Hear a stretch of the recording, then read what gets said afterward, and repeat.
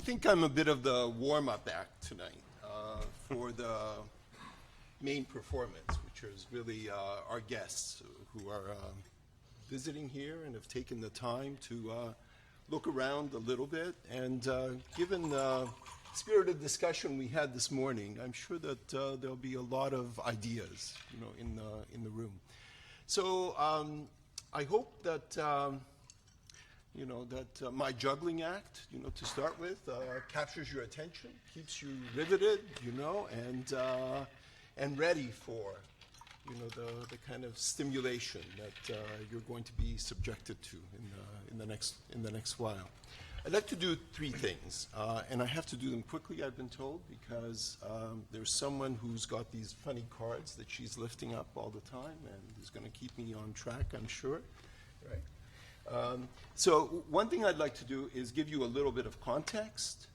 The second thing I'd like to do is to try and eliminate all the barriers that seem to exist to doing any transportation kind of planning at all, so I'll kind of throw out some ideas that basically say, what if we disregarded all of that, or just didn't think about that too seriously, or didn't take certain people very seriously when they say something like that.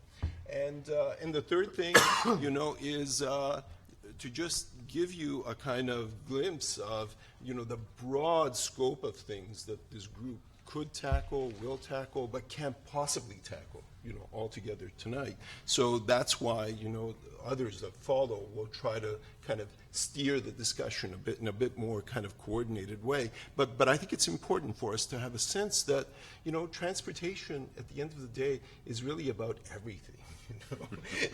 It's not possible to really just isolate it and deal with it, as this kind of thing that you take out of the closet once in a while, or ask a consultant to give you some ideas about transportation. It's really very interwoven with how we live, interwoven with the quality and form of cities, interwoven with, how we establish relationships, interwoven with the kind of social equity that exists in a society, interwoven with, so many things. So I'll try to give you a sense of the kind of scale, that we could talk about and that we should talk about, sometimes as a province, sometimes as a region, sometimes as a peninsula, in that kind of order. So by way of context, let me say three things really quickly. One is, we're living in an extraordinary moment. I know I always say this. I've been saying this for 4 or 5 years now, and every day I wake up thinking, my God, maybe that extraordinary moment is actually today. This is it, I've been thinking about it, dreaming about it, philosophizing about it, whatever, waxing poetic, trying to, make it happen. Maybe this is it. Maybe the people in this room are really the makings of what it is that moment is about.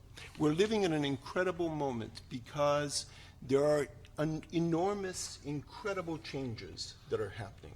And in some ways, they're reflected in things that are quite negative. They're read as negative. It's like, oh, we don't have any money, or, there's too much to do, too little time, or technology is overwhelming and it's taking us over, or nature has become so wild that, it's unpredictable and it's kind of causing us to, head for the hills kind of thing and be prepared for severe weather conditions all the time. On the other hand, think about those things. There's a kind of environmental awareness and a need for environmental awareness now that's never existed before in the history of the world. It is now.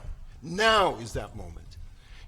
Now is the moment for environmental awareness. It's a moment that comes to the forefront every once in a while, doesn't it? It comes to the forefront when we think that natural resources really aren't finite, that in fact oil, jacks up, because certain markets are doing crazy things, or the weather has done something crazy in the Gulf and caused us all of a sudden to think, my God, the environment really is important. It really is important, not just in terms of how the result that it has in terms of pollution and the quality of the place that we have, but it's also important in terms of what it is that we're consuming and the rate at which we're consuming things.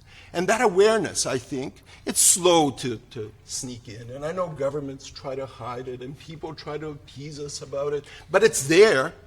It's there, and I think more and more of us are becoming not just aware of it, but committed to actually living with it and doing something with those conditions, as opposed to seeing them as a threat and seeing them as a threat to our way of life. That's an important thing to kind of think. It's an important moment in all of those ways, and it's important that we kind of understand that kind of awareness being there. It's also an important moment because that the technology that we have now is actually redefining what the whole nature of cities and urban settlements is about. The cities that we've built, the cities that we're living in, the cities that many of us are trying to push forward, are really cities that are based on an industrial model. They're based on a model that basically says, you have to get a whole bunch of people together to do different things in different places because industry is polluting. People need to live away from, where it is that they work, and then people are pulled away from where they work to where they play, and that results in, needing a whole bunch of transportation systems to get people from one place to another. We're isolating things. We call this system zoning, by the way. Zoning actually isolates things, puts things in different places, and then we have these huge problems, that have to do with how do we pull it back together. And transportation is one of the things that we pull out of the drawer and say, it's a transportation problem. We've made the problem, right? We can actually rethink much of that now because work isn't quite as polluting as it was. And the idea of putting work and where people work and where people live closer together, it's not so far-fetched. The notion of actually having a different form for the city altogether, which is much more mixed use, much more creative, much more intense, much more ground-oriented, much more creative, much more innovative, is really there. The notion of actually being at the forefront of all of that and seeing ourselves as a kind of creative community that can actually make those kinds of things happen, that's part of the context, it seems to me, that we're working with. So technology may be seen as a threat. On the other hand, maybe it's our best friend.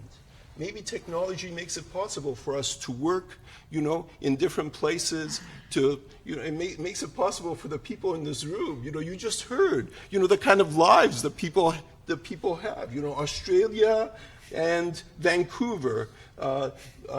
Stephen is on his way back from Zurich, went to Toronto and is coming here. He's working all over the world. It's possible for us to imagine all sorts of different forms of cities, urban settlement, etc. We shouldn't close our minds to all of that. So when someone says, there are all these people living out there that want to come in here and we have to widen roads in order to get them in here, we can ask some much more basic questions. Why are we continuing to put so many people out there as opposed to putting them closer to here where work is? Why are we doing that? And then if we do want to continue to do that, how can we make it so that the trip between the two or the connections between the two aren't disruptive to the ideas of community and living and society and streets and public places that really make the city what it is. You see what I mean? It's like if you start to think of it that way, you say, this is the moment. And isn't this a defining moment? Didn't I read in the paper just a couple of days ago that there's a plan to widen some street that I know about in this city? Haven't I read just recently that we're thinking about taking, some major highway system that's just down the street from here and actually tearing it down as a kind of symbol that really this isn't a highway downtown. This isn't that kind of place, but that we can actually do it in a different way. Maybe this is the moment to redefine ourselves in terms of the kind of city that we want to be. And transportation, it seems to me, is really wonderful because it's kind of like one of these ingredients that infiltrates everything in terms of what it is that we do and leads us to that kind of conclusion. It's hard to talk about transportation in isolation from the kind of community that we want to make. which will lead me to some of the other points. Remember that, because that's important for another point I'm wanting to make in a moment. The other point that I want to make, by way of context, is really to do with the importance of this session and the importance of public engagement in this discussion.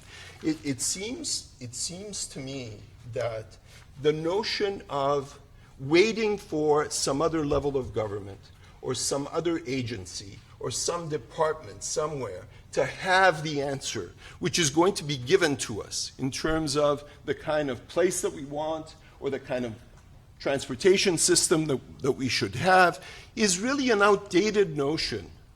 It's really the community, because transportation is really, by and large, to do with community values. This is an idea that says, don't wait for the answer to come from up there somewhere. I've just been speaking for 5 minutes? That's great. Oh. Don't wait for ideas to come from up there. It's the community that can actually get together and define, shape its own future. We can shape our own future. We can lead. Don't wait for the politicians to have all the answers. Don't wait for the departmental structures somewhere to actually develop the answer to everything. It's time that, in terms of context, this is also the moment that we kind of reverse the tables and say, why don't we get together, start having some enlightened discussions about the kind of community that we want, the types of ideas that there are in terms of how we connect from one place to another, and then present, our elected officials, present people who have notions about how to get this done with a challenge. Their challenge is to actually do it. So that's the kind of challenge that it seems to me that we have in mind, for this evening in terms of what we're doing. Now, related to that are some of these obstacles, and let me go through them quickly because time is going by really quickly. One is to do with experts. I don't know. There are probably experts in this room that I'm going to upset terribly by saying this. When it comes to transportation in particular, but almost in every field, be wary of experts. There is no such thing as a kind of expert answer to what it is that the answer to transportation is. And let me tell you why. Because the question is not a scientific one. It's not a question of, giving somebody a kind of scientific problem and say, do a whole bunch of tests, tell me, what the results is, and there we have it. It's because transportation really deals with community values. And it's really to do with what you value. What do you value? Many of the things that have been thrown into traditional transportation modeling schemes, are really values that now I would go back. I'm remembering a kind of transportation planning course that I took like 20 or 30 years ago. I would go back and cringe at some of the assumptions that went into that, And I, together with everyone else, kind of assumed that all of these quasi-psychological scientific studies have been done and that nobody in their right minds would ever walk any more than 5 minutes. And therefore, the models always said, all sorts of things weren't possible because no one's going to walk any more than 5 minutes. Now we're discovering, and the people at the hospital keep reminding us, that really we should find ways of getting people to walk much more than 5 minutes every day. It's because of their health. We're actually killing people by not having them walk much more and become much more active and engaged. So, what if we change that value, all of a sudden, the kind of expert answer is something else. So I guess what I'm saying is, don't look at the answer to the question being another study. We don't need another study to tell us what to do. What we need is the community defining clearly what its values are and what it is that it's willing to trade off, where it is that it wants to go. That's really the challenge that we have before us. So anybody that says we can't do anything because we need another study, we should question it. I would question it. I would say, no, you don't need another study. Stop doing studies. Start doing something. Because I won't believe the study that you do anyway. The second thing is we can't afford it.